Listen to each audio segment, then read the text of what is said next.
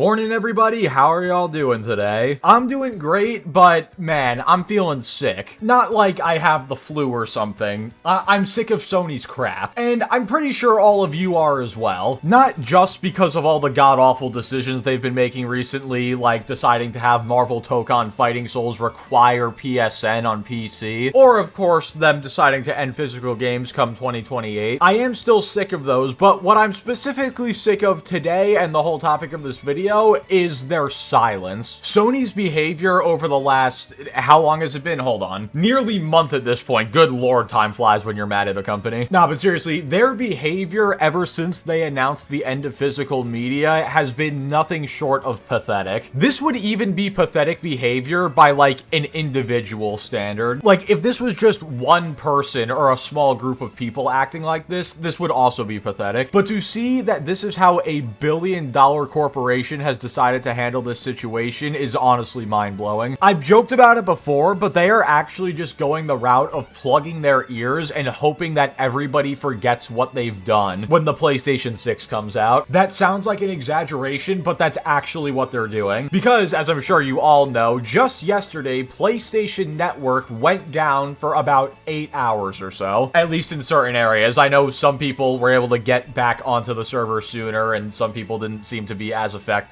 But for a large amount of people, the servers did go down for several hours yesterday morning. Now, granted, at least initially, it didn't seem like this was PlayStation's fault because they're actually on the Amazon web servers. And apparently the US West 2 and US West 1 Amazon web services went down. So this is what caused the outage, at least initially. However, that outage only lasted about 80 minutes. Remember, people were having issues with PlayStation Network for up to 8 hours yesterday. Now, this could have been because maybe the initial web services get back online, but then the partners don't get back online until later. I'm not going to act like I know exactly how the web services systems work. But still, regardless of whose fault this was, the fact that PlayStation was completely silent on this issue is infuriating. Even if it was not their fault that the servers went down, they still could have just posted a tweet saying, "We understand users are having issues with the PlayStation Network. Amazon Web Services are currently having issues. They should be back online soon." Something like that. Would that have been so hard to type out real quick? Also, I don't care whose fault this was. The timing of this, like I said in my community post I put out yesterday, you can't write this. You could not script how bad this timing was. We are almost a month into the fight to keep physical media alive. And one of the main reasons that people have an issue with physical media dying is because they're worried about digital ownership and what happens when servers go down. Now I understand if your PlayStation console is set as your home console and the game doesn't require internet to play, then you can still play the games. But still, this whole situation is not doing them any favors in showing that they are capable of having an all-digital future. Not to mention, there's still that little bit of DRM with digital games, where you buy the game, you can play it offline if the game allows you to for 14 days, but then after 14 days, you have to log back in to check that you have the license for the game. So imagine somebody buys a game digitally that can be played offline. They're chilling out for the first week, they're playing it, having a good time, and then right around the 2-week mark from where they would have bought the game, the servers go down and they just can't play the game anymore. Even though they've been playing it for the last 2 weeks, they still have to log in to check that they own it, but they're not able to because the servers go down. Like, this should not be possible. Also, the idea that they're connected to the Amazon web servers almost makes the all-digital future even more concerning, because now you not only have to rely on PlayStation servers, but you also have to rely on other third-party servers that they use for their services. But anyway, getting back to the point on their silence with the whole situation. The last tweet that Sony posted before this issue came up was 3:46 p.m. on the 23rd, and then they didn't post for the rest of the day, which, okay, I mean, sure, fine, I guess there's just nothing else to tweet about, whatever. But then they do not post for almost the entire day of the 24th. And when they do post, it's to announce the release date for God of War La Fé. I swear to God, they are just crutching on their first-party games to not get them ratioed on Twitter anymore, because any tweet that isn't about one of their first-party games gets ratioed. I'm not even kidding. If you just go down their timeline, the only tweets that they have not gotten ratioed on are the God of War Lafay tweets and the Wolverine tweets. And I'm sorry, but it is not a coincidence that they waited until almost 10 o'clock p.m. to tweet about anything on the day that their network went down. Even if it's not their fault, they are terrified of getting flamed. And this silence just shows how aware they are of everything. I almost would have preferred that they kept tweeting like normal tweets talking about all these games that are coming out soon or whatever, or what updates are coming out for them like they normally do, then have them go completely silent. Because on one hand, you're tweeting and acting like everything's normal when it's not, but at least, you know, you're still tweeting. But the silence just looks so bad for you. It shows you are completely aware that if you post anything, everybody is going to be all over you, more so than they already are. And it shows that you're scared of that, because if they weren't scared of it, why would they go silent? I mean, unless their Twitter account is connected to the PlayStation Network somehow. But the timing gets even crazier, because not only did this happen just a few weeks after they announced they were going all digital in the future, this also happened at nearly the exact same time that the Marvel Tokon Fighting Souls beta was going up, which apparently has a whole host of other issues, at least on PC when it comes to the anti-cheat and the optimization, but I'm not even gonna start going into that here. And what really grinds my gears about this isn't even the fact that people couldn't get into the game, because obviously, you know, if Amazon Web Services are down and those are connected to the PlayStation servers, and the Tokon beta is online only, then of course you can't log in. The main issue I take with this is the fact that PlayStation themselves didn't even say anything. They had specifically the Tokon Twitter account come out and say, hey guys, we know you can't log in, we're looking into it. Which sucks, because it literally was not their fault. And not only could PlayStation's main account not be bothered to tweet about this, they couldn't even be bothered to retweet the Marvel Tokon tweet. Probably because they knew that anything they tweeted or retweeted during this time was going to get blasted into oblivion. And I actually saw a really funny comment, I think it was on like the IGN article about this situation, and it said something like, don't worry, 62% of the world didn't have to worry about this because they can't even access PlayStation Network in the first place. So yeah, guys, there's your silver lining. At least 130 countries in the world did not have to worry about this because they don't even have access to the PlayStation Network in the first place, and Tokon requires it. Now, I said they didn't retweet or quote tweet anything from Marvel Tokon, but that's not entirely true, because they actually did quote tweet the original announcement that Tokon made saying that the servers were live almost a full day after that tweet went up. The original tweet from Tokon announcing that the game was live went up at 3 a.m. on the 24th, and PlayStation didn't quote tweet it until 10:30 p.m. because obviously they were waiting for the dumpster fire from the servers going down to pass. Look, the point of all this is PlayStation is clearly just hoping you forget. They have taken the most cowardly, childish route when it comes to dealing with this situation, and they are either plugging their ears or running away and hiding, or both. Anytime something negative happens around their brand in the future, expect them to go completely silent about it, at least for the near future. I'm actually interested to see how long they're gonna try and keep this up, but this situation should serve as a reminder. Do not let up. They know people are pissed, and they are perfectly fine with giving you the middle finger and going dead silent anytime some major controversy happens with them, in the hopes that you will have the memory of a goldfish and just forget what they're doing. They literally cannot keep this up. Something's gotta give at some point. They can't just have every tweet get community noted and ratioed for the next 5 years. Something's gotta give.